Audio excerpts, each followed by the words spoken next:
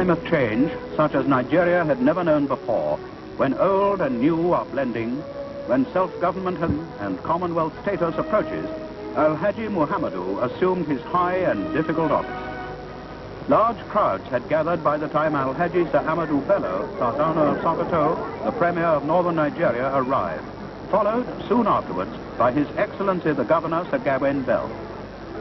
The ceremony was to take place outside the Emir's palace, and people had come in their thousands from all over the Emirate and many other parts of the region to be present.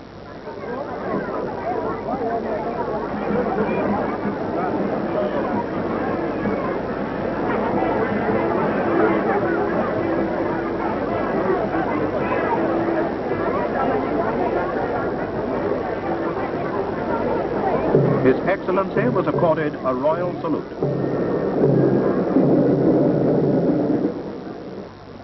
The distinguished audience included the Sultan of Sokoto, Sir Abu Bakr, regional ministers, emirs and chiefs, and many senior government officials.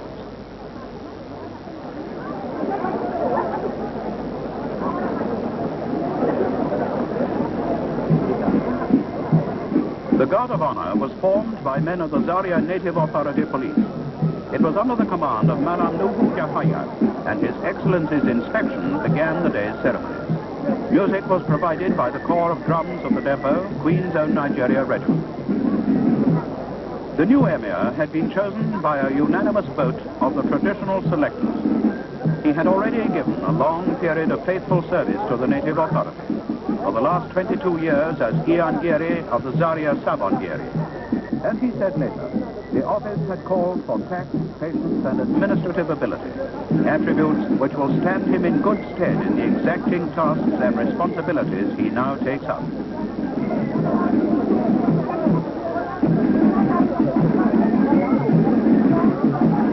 After the inspection, the governor was received by the Premier and resident of Zaria Province, Mr. Reynolds, and together they walked to the specially constructed dais, there to await the arrival of the new Emir.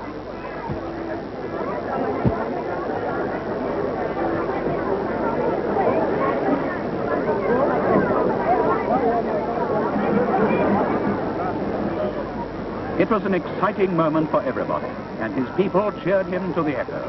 He was escorted by Zagage and Dongarai, and it was a moment of pomp and pageantry as the Emir made his way in procession to the dais.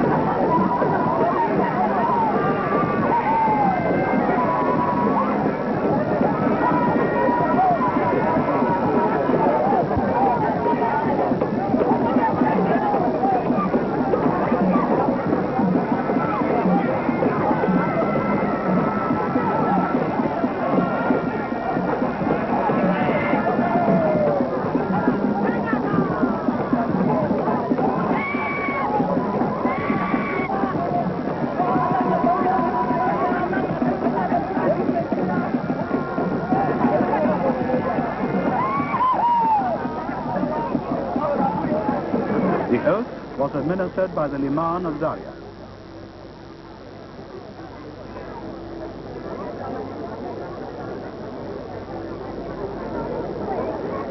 At the climax of the ceremony, the Emir stood, robed by the Madakbi, in the symbolic al-Keba.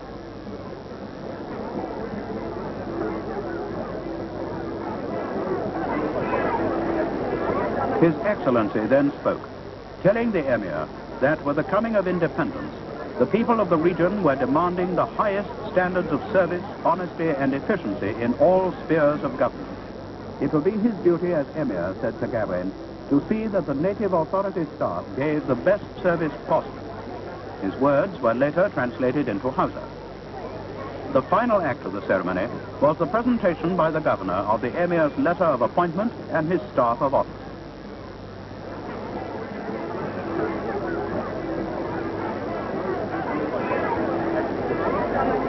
Al-Haji Muhammadu Aminu had been installed as the 17th of a dynasty founded when the first Emir received the flag from the great Usman Dan Fodio. He spoke to his people and to the distinguished audience which had gathered to do him honor. And then he received tribute from Jafi horsemen with the traditional salute of the Jafi.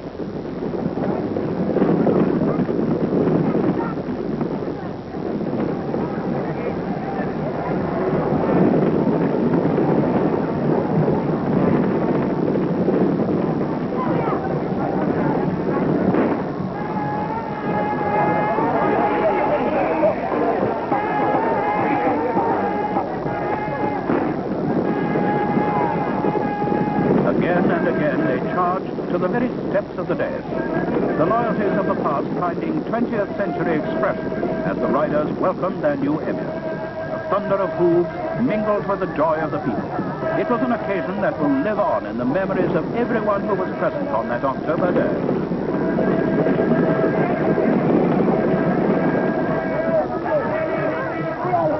The final act was the paying of homage by councillors and district heads. It was the end of a historic ceremony, but only the beginning for the Emir of Zaria as he assumed the responsibilities of his office, to serve his people, to cherish them, and in return, to receive their love, respect, and admiration.